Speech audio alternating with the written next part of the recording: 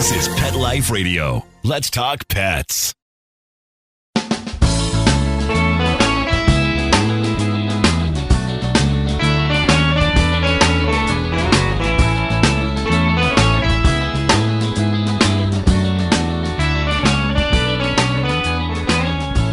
Welcome to Save a Pooch on Pet Life Radio. I am Beverly Isla, your host. Thank you for tuning in.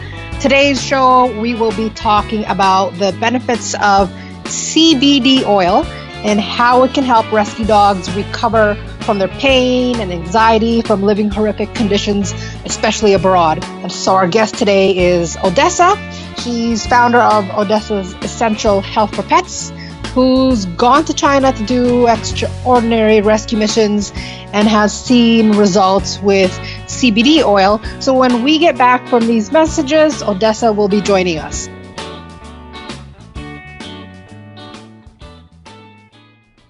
When Helen Brown ran away to New York City 5 years ago, she had no idea that a homeless cat with a punk rock haircut and enough catitude to light up the Empire State Building would be the one to teach her the true meaning of love and a forever home. In the tradition of her internationally best-selling memoir, Cleo, Helen Brown's Bono, the amazing story of a rescue cat who inspired a community, is a heartwarming true story about a woman without an anchor, a homeless cat without much hope, and finding a forever home in the city that never sleeps.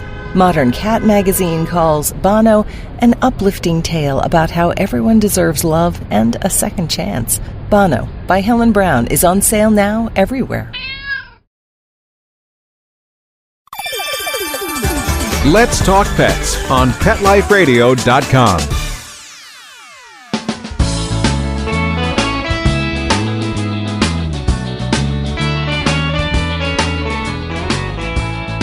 Welcome back to Save a Pooch. We are talking with Odessa and her experience in rescue dogs in China and how she's helped them recover. So thanks for coming on and talking about your experience. I know you're an animal advocate and have recently gotten back from China, so I really admire your efforts in going into the so-called trenches.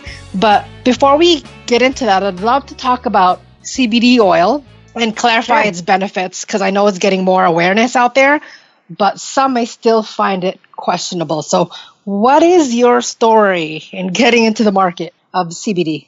Okay, that's really interesting. So I'm a retired athlete myself. Well, I'm still an athlete. Yeah, I saw you're a race driver. That's awesome. A bike racer. Yeah, but so I think that I started using CBD for myself for recovery, for my joints, and then for a sleep aid. I used it as a sleep aid, and then when Floyd Landis came to me about doing a CBD tincture for animals, I was really enthusiastic about it because, helping animals is my reason for living. It's everything. It's my whole thing. And so if there's any way I can make their life better in any capacity, that's what I'm here to do, and the CBD oil is so effective. And, I make this analogy all the time to people. I compare it to melatonin, not in its effects or its purpose, but it's just a healthy supplement from a plant, Yes.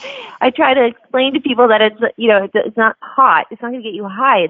It's a supplement that's very good for you. That's going to help you. And so I try to make that analogy just to to frame it differently in people's minds, Yeah, I understand. And I guess there's two components to the plant, right? There's CBD and THC. Exactly. CBD is not the one with the psychedelic effects. Exactly. That's correct. Yes, it doesn't do anything of the sort.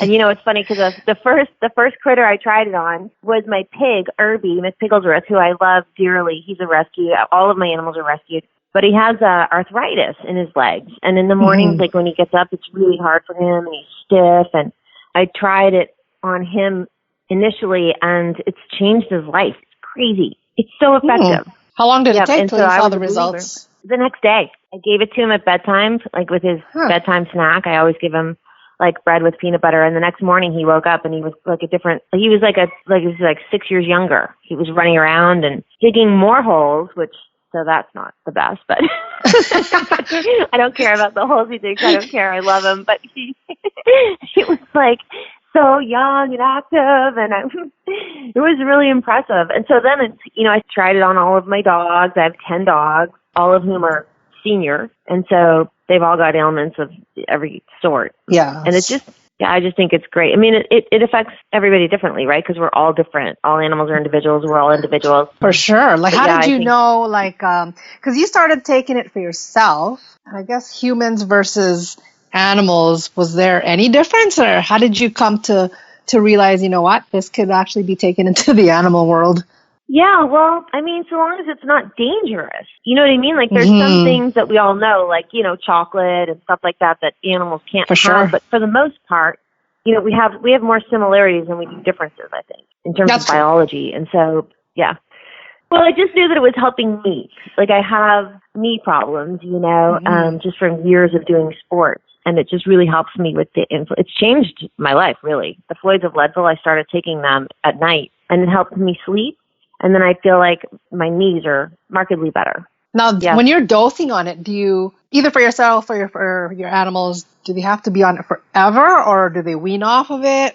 Well, I guess it depends on the severity of their condition. You know, like if it's like a chronic condition, then I mean, my guys are kind of on it. They're just on it. It's part of our regimen. It's part of our daily regimen. I just put a drop or however many. My dogs vary in weight from 3 pounds to like 18 pounds. So it just, the dosage varies. I mean, my 3-pound dog, I give her 1 drop.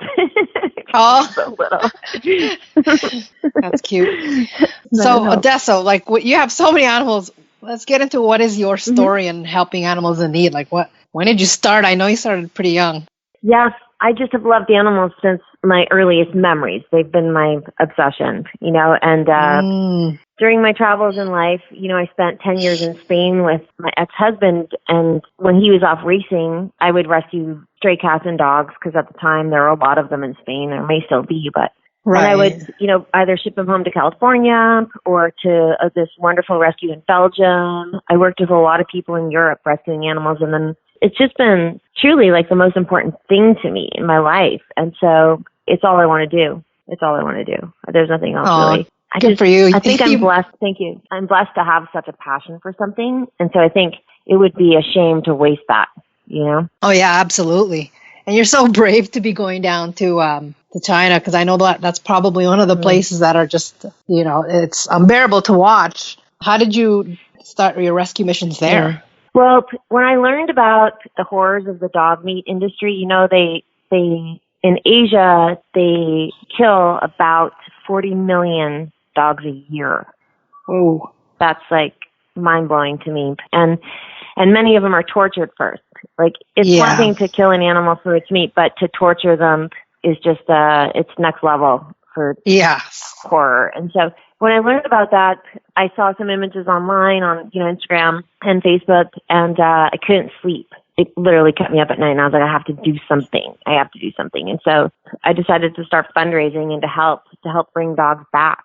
And I'm doing this filming project where I want to go show people the extraordinary efforts of other people to save animals. And so we've done 2 trips to China so far and 1 trip to Mexico to film extraordinary rescues and what they're doing. Yes. And on all 3 trips, we flew dogs back with us. Like, there's a need for flight volunteers, because the people that are rescuing the animals in Asia, they need to get them out of there, you know, because it's just not safe. It's not safe. I mean, you can have a pet dog there and they can come and just take the dog. Yeah. At will. I've heard. Yeah. But how do you, that's such a big feat you're kind of taking on, because how do you fly back? Are you bringing them back to the U.S.?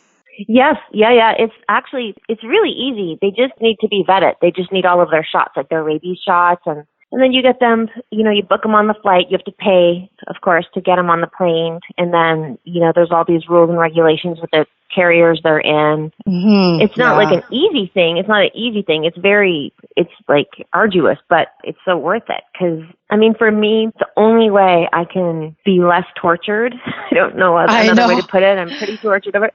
You know what I mean? But the only way for me to be less tortured is to do something. And so, you know, when like the last trip, we flew back with a bunch of dogs, and I actually saved some dogs while I was there on the streets from a meat guy who was going to kill them. Oh, you know, my God. It's so rewarding. Geez. And I'm going back in June to get those ones, the ones we saved. So it's helpful for me to focus on the ones we saved, because 40 million, how am I going to save that? You know what I mean? It just makes you kind of feel hopeless and helpless. But to do something, anything, I mean, what if every dog lover in the world did something? We could save all of them. Yeah, exactly. Yeah. Wow. You know? It's I just very picture simple. you. Yeah, I just picture you charting like several planes and coming back with all of them. Oh, trust me, I would. If I had Richard Branson's phone number, because I know he loves dogs and Virgin does a lot for dog rescue. But then you charter the planes and you fill them with dogs and you fly them back, and then then you have to have rescues lined up all over the country to come get them. And I mean, it's a possibility. I think it's something that could happen. But what really truly has to happen, I've heard this saying once, that you can't rescue yourself out of a problem, and it's kind of true. Like, we have to stop the dog meat trade. It has to stop happening. Yeah. That's the only way, you know. But this is a quasi-communist country, China, for example, you know, and all of it. There's all kinds of politics that we just don't even understand. Oh, and man. So I know. Do you get resistance from the, I don't know what, the meat market, the owners? Like, do they give you problems trying to get these dogs out?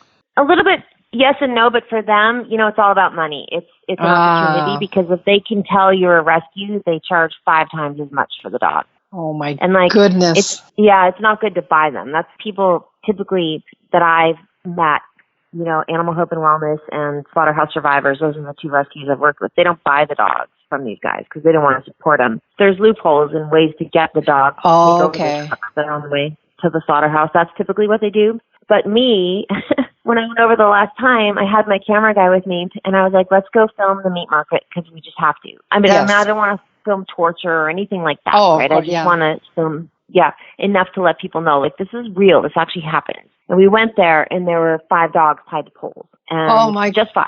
Mm-hmm. Yeah.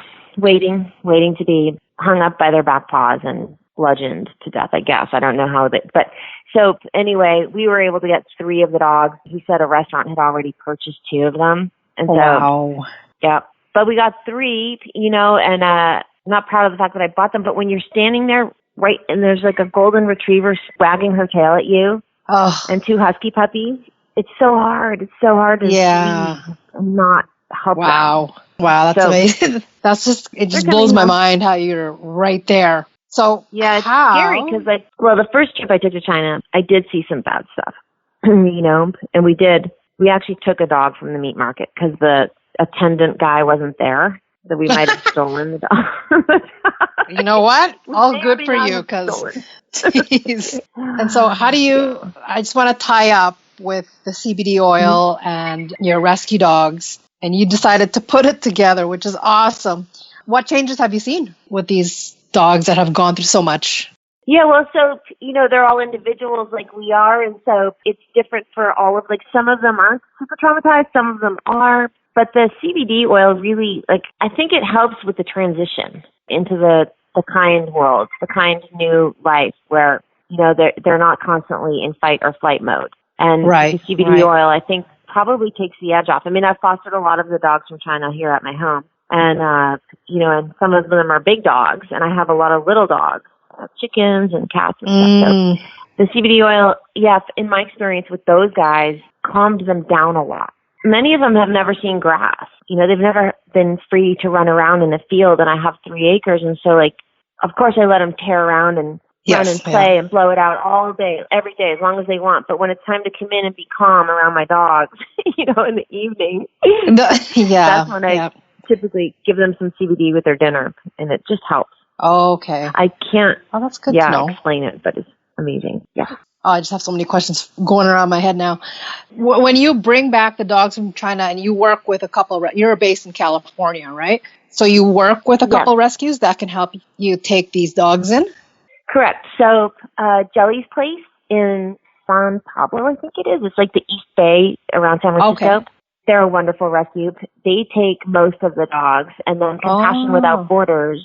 Yeah, Compassion Without Borders here in Santa Rosa took a whole batch of dogs from China last year. So, you know, it's really courageous for these rescues to take these dogs on because they don't really know what they're getting. You can see pictures and you could hear, oh yeah, the dog's great, the dog's fine. But then when the dog makes a huge trip and comes to, you know, the United States, you just don't know necessarily how it's going to play out. So it's very brave and noble of these guys. Oh God, yeah. Shout out to those rescues. Jeez. Yeah. And yourself for facilitating that whole process. Oh goodness. Well, thank you. I'm just part of it. I want to shine the spotlight on the people that are, have boots on the ground that are doing this really hard work every single day. Because it's so overwhelming. When you're in animal rescue, the world is basically against you. Most of the world sees animals as a warehouse of supplies for humans, right? And that is one way to put it. Yeah, but it truly is. Like, and whether it's cats or dogs or cows or chickens or, that's the way most of the human race views animals. And so you're going up against, it feels like you're like alone in the desert kind of when you do animal rescue. And so I want to go show people what these people are doing and how incredible their efforts are, and that, they're dedicating their very lives. Like, we, as far as we know, only have one life, as far as we know on the planet, as far as I know. And to spend that, all of your life dedicating it to animals, I can't. It's so noble. I just love those people, and I want everyone to know them and see them and support them. That's perfect. Well, you know what? We're just going to have a quick break, and when we get back, we'll continue talking about your current project. Sit. Stay. We'll be right back after a short pause. Well, 4 to be exact. Tired of wasting money on giant bags, boxes, and jugs of litter that don't last? Switch to World's Best Cat Litter, the only litter that lets you use less and get more. World's Best Cat Litter uses the concentrated power of corn to deliver outstanding odor control and easy cleanup. It's lightweight, 99% dust-free, and pet, people, and planet friendly. It's even flushable. Make the switch to World's Best Cat Litter and save $2. Visit www.saveonworldsbest.com. Does your dog itch, scratch, stink, or shed like crazy? Come to Dynovite for help. Order a 90-day supply of Dynovite. Dynovite for life. Pick up 2 tubes of Doggo Suds. Get the 3rd tube free. Peppermint, tea tree, lavender, Doggo Sud shampoo. Made with all-natural coconut, jojoba, aloe. Great for healthy skin and soft, shiny coats. But no itchy, harsh chemicals. Lather up, rinse away. Try Doggo Suds. Buy 2, get 1 free. At Dynovite.com. DINOVITE.com. Let's talk pets. Let's talk pets On Pet Life Radio. Pet Life Radio. PetLifeRadio.com.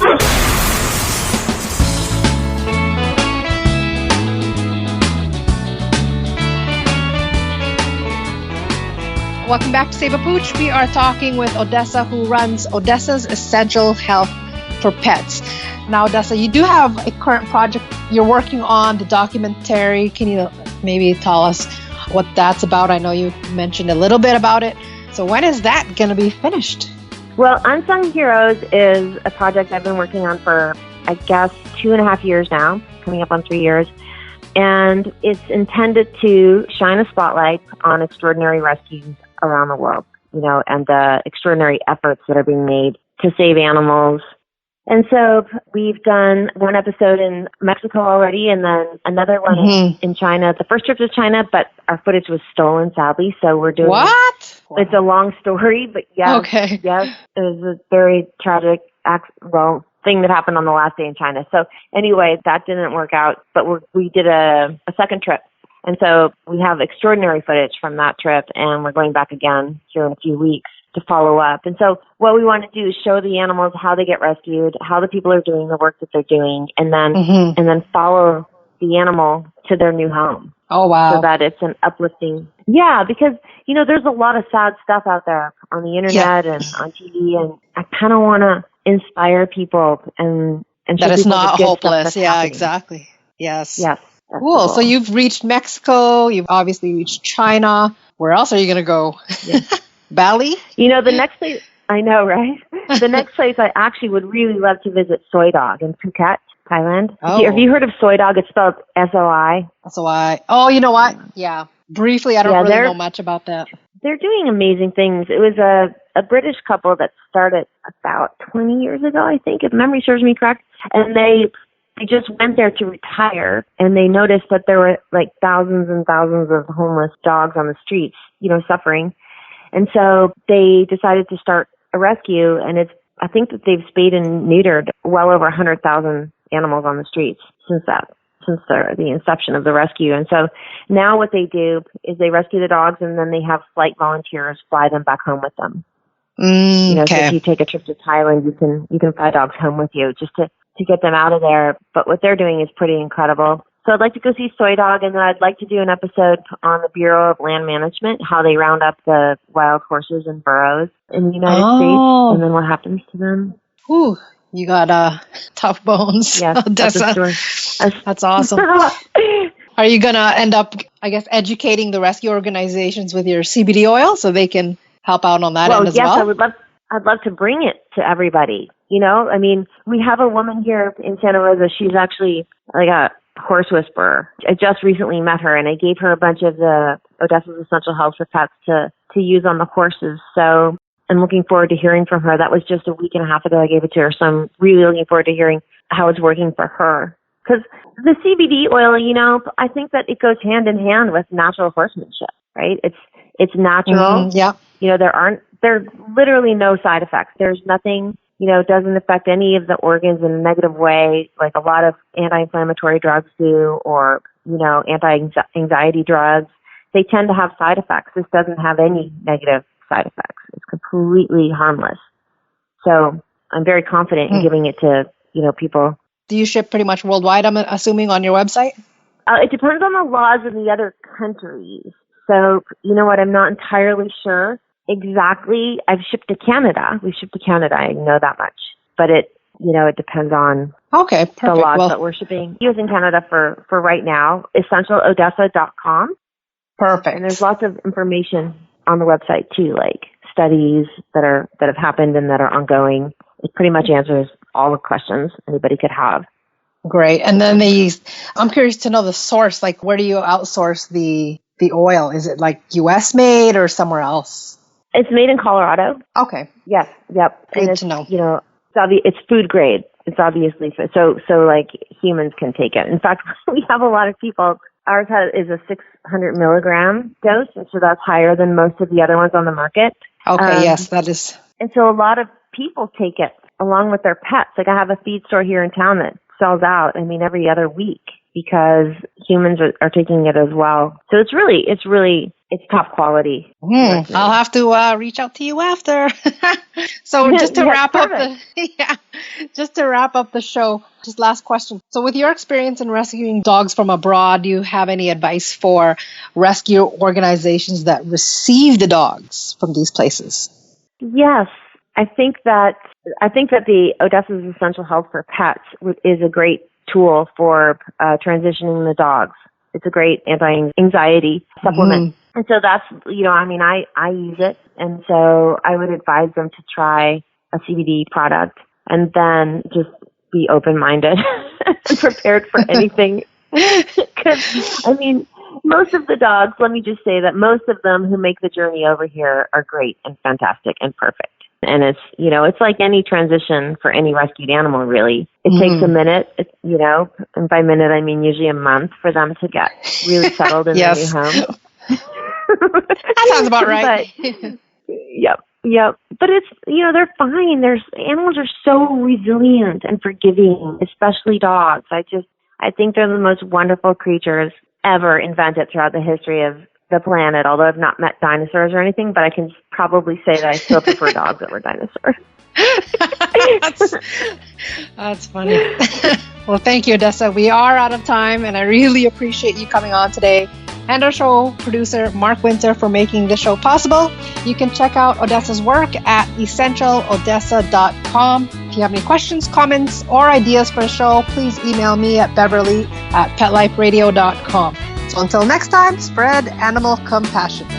Let's Talk Pets, every week on demand, only on PetLifeRadio.com.